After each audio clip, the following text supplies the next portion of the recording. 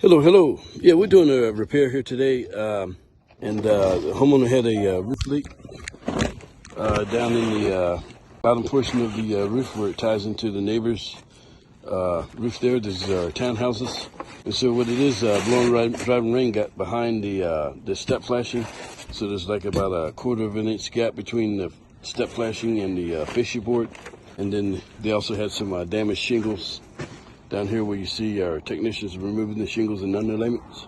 So we're removing the shingles in a 4x8 area of the roof here, putting new underlayment on along with new shingles. And we're gonna run a piece of metal where we'll encapsulate the step flashing temporarily to dry them in. The roof is pretty much due for a roof replacement.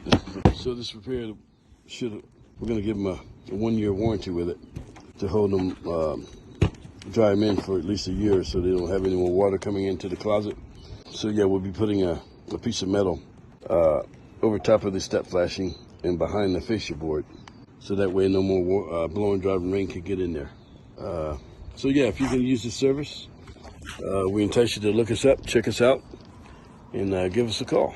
Or if you even have any, just have some questions about it, give us a call there. Okay, thank you.